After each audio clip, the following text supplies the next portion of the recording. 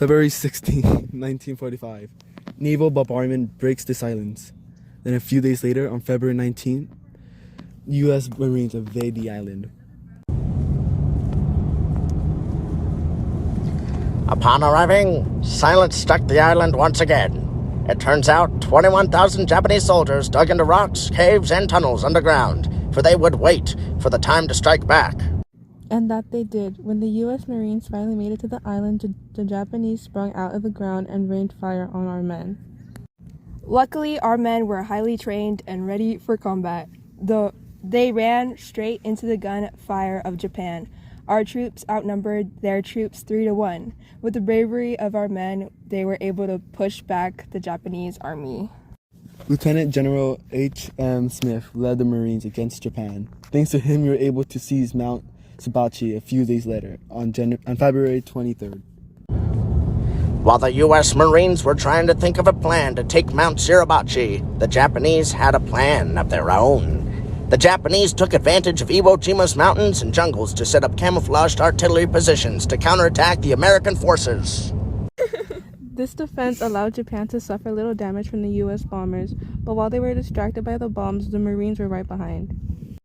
On that same glorious day, the 28th Marine Battalion plants a flag on Mount Suribachi and claimed their victory against Japan.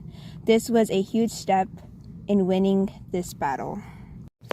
On March 6, 1945, the 15th Fighter Group, USAAF, arrived at Iwo Jima. Their arrival in perfect time to help out the American forces take on the Japanese army. On March 8, 1945, the 4th Division repelled a surprise attack from the Japanese late that night. This was a desperate attempt from Japan that ended in a fail and made the U.S. Marines more motivated to win this battle.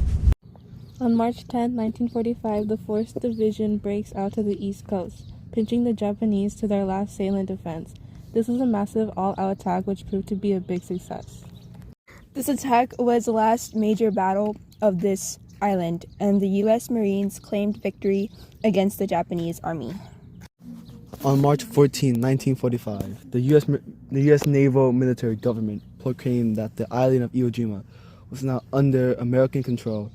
After this occurred, Marine units commenced boarding for departure of Iwo Jima.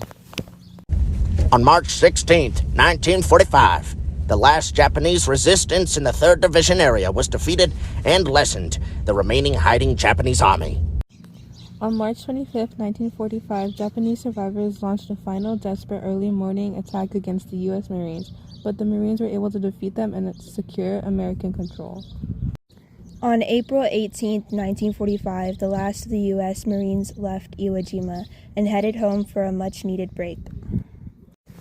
That's it for today's broadcast. Come back next week when we talk about President Roosevelt and how he plans to end this dreaded war.